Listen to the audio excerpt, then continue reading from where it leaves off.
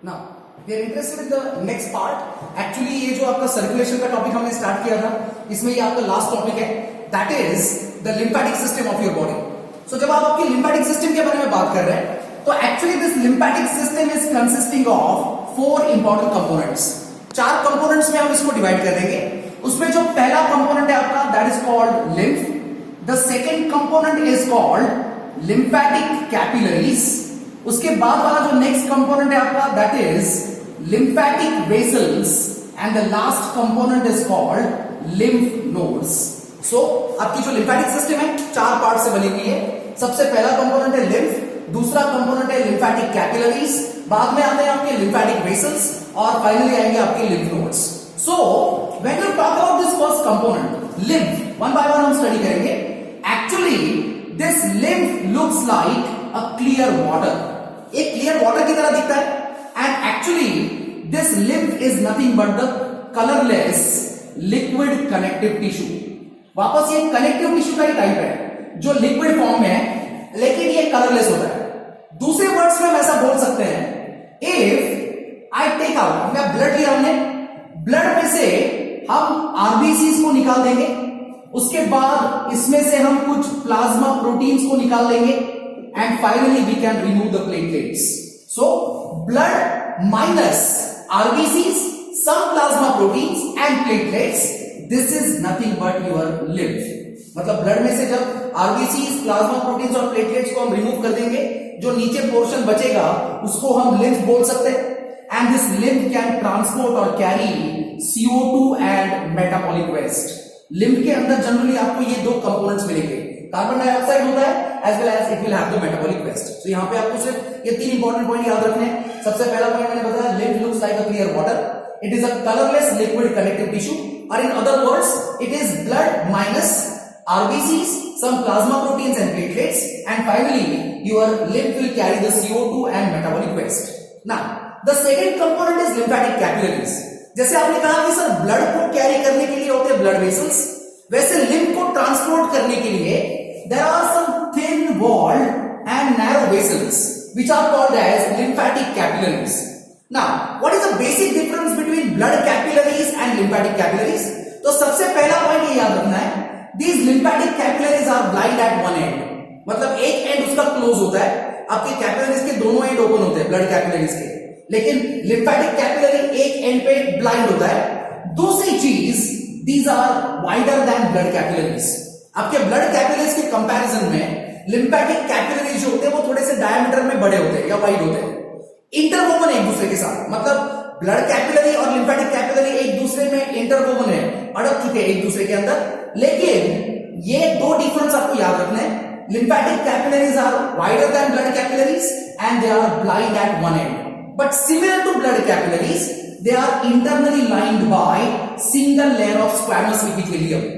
Blood capillaries की तरह ही इन lymphatic capillaries के अंदर आपको एक सिंगल लेयर मिलेगा स्क्वैमस इपिथेलियम का, which can be also called endothelium, जिसको आप एंडोथेलियम भी बोल सकते हो.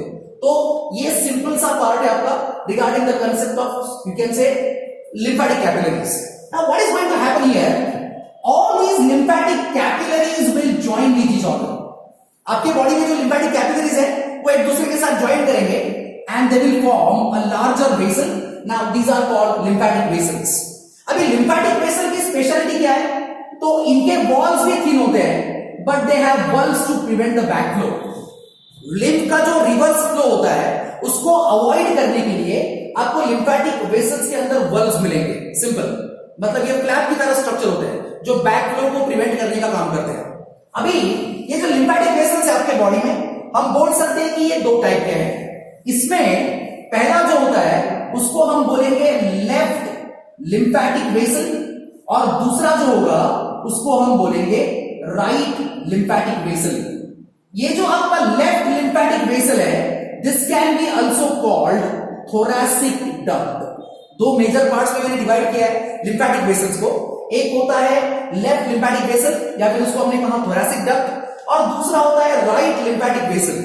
तो रफली अगर हम आपका बॉडी कंसिडर करते हैं, ये आपके अंडरस्टैंडिंग के लिए मैं ड्रॉ कर रहा हूं यहां पे, तो आपके बॉडी में से जो राइट साइड होती है, अपर राइट साइड, मतलब right side of your head, right side of your neck and right side of your chest. यहां से लिम्फ को ड्रेन करने का काम जो होता है, it is done by right lymphatic vessel. जो मेन लिम्फेटिक वेसल होती है वो होती है लेफ्ट लिम्फेटिक वेसल, और ये जो है रिमेनिंग पोर्शन जो है, मतलब left side of your head, left side of your neck, left side of your chest and entire body below the ribs. Ribs के नीचे आपकी पूरी जो बॉडी है, वहां से अगर लिम्फ को ड्रेन करना है, so this is done by left lymphatic vessel. And ये हो गया आपका कंसेप्ट ऑफ लिम्फेटिक वेसल। यहां पे एक और चीज हम याद रख सकते हैं, the lymphatic vessel which is coming out from your intestine. जो लिम्फेटिक वेसल आपके स्मॉल इंटेस्टाइन से बाहर आ रही है, it generally contains absorb fats. उसके अंदर एब्सॉर्ब फैट्स होते हैं, and due to this it appears milky white in colour.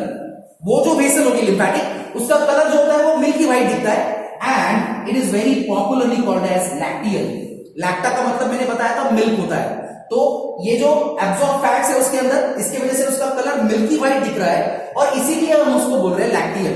And ये हो गया आपका तीसरा component, that is called lymphatic vessel. Final component की तरफ जाएंगे हम, and that component is nothing but the lymph nodes. So मान लो कि ये आपका एक लिम्फेटिक वेसल यहां पे मैं ड्रॉ कर रहा हूं। इस लिम्फेटिक वेसल के ऊपर थोड़े थोड़े इंटरवल के बाद you can find some oval shape bodies. Oval shape bodies along the path of lymphatic vessel. These oval shaped bodies are called lymph nodes. Now the point is, these lymph nodes are distributed all over the body. ये आपके पूरे body के ऊपर distributed है, but their number is maximum in your armpits. मतलब आपके under arms में इसका नंबर ज्यादा होता है. Then it is also maximum in your neck region as well as groin region. Now question comes to mind कि sir groin का मतलब क्या होता है? आपके दोनों थाइस के बीच में जो रीजन होता है बॉडी का, इस रीजन को हम बोलते हैं ग्रॉइन रीजन। तो armpits, neck and groin region, इन तीन रीजन्स में आपको मैक्सिमम क्वांटिटी मिलेगा इन लिम्फ नोड्स का। Now what is the function of lymph nodes? सबसे पहला पॉइंट तो these lymph nodes act as a filters. ये फिल्टर की तरह काम करते हैं, और अगर आपके बॉडी में या लिम्फ में कुछ हार्मफुल माइक्रो ऑर्गेनिजम्स है या फिर बैक्टीरियाज है, उनको ये डिस्ट्रॉय करने की कोशिश करेंगे या फिर उनको डिस्ट्रॉय करने का जो काम होता है, this is perform by your lymph nodes. One more point, this lymph nodes can produce lymphocytes. ये हमने ऑलरेडी डिटेल में स्टडी कर लिया है। Actually lymphocytes are the type of डब्ल्यूबीसीज। ये डब्ल्यूबीसी का एक टाइप है, और एंटीजेंस को किल करने के लिए हमको लगता है एंटीबॉडीज। तो एंटीबॉडीज का production, this is also one of the function of what? Lymph nodes. So ये हो गया आपके बॉडी का पूरा डिटेल में लिम्फेटिक सिस्टम। अगर हम फंक्शंस के बारे में बात करते हैं, तो इसके फंक्शंस आप बता सकते हो। It drains excess of tissue fluid back into the blood. आपके टिश्यू का जो फ्लूइड, मतलब टिश्यूज में जो फ्लूइड है, अगर उसकी क्वांटिटी ज्यादा हो जाती है, तो उसको वापस मुझे अगर ब्लड में लाना है, तो ये काम आपकी लिम्फेटिक सिस्टम करेगी। दूसरा फंक्शन आप बता सकते हो, transportation of absorb fats from intestine to blood, ये भी उसका एक फंक्शन है। बाद में ये फिल्टर की तरह काम कर रहा है, माइक्रो ऑर्गेनिजम्स को डिस्ट्रॉय कर रहा है, बाद में लिम्फोसाइट्स और एंटीबॉडीज को भी प्रोड्यूस कर रहा है। तो ये सारे फंक्शंस है आपके लिम्फेटिक सिस्टम के। चार इंपॉर्टेंट कंपोनेंट्स में आपको इसको डिवाइड करना है। पहला कंपोनेंट आपका लिम्फ है, दूसरा लिम्फेटिक कैपिलरीज है, बाद में आपके लिम्फेटिक वेसल्स है और लिम्फ नोड्स है। और यहां पे इसी के साथ हमने जो एक चैप्टर आपका स्टार्ट किया था, अकॉर्डिंग टू न्यू सिलेबस, आपका पीडीएफ अगर आप बायोलॉजी का बुक देखते हो तो वहां पे एक चैप्टर है रेस्पिरेशन एंड सर्कुलेशन, वो हमने स्टार्ट किया था। उसमें सर्कुलेशन वाला पार्ट हमने पूरी तरह कंप्लीट कर लिया है। In the next lecture will go for the next part, that is respiration.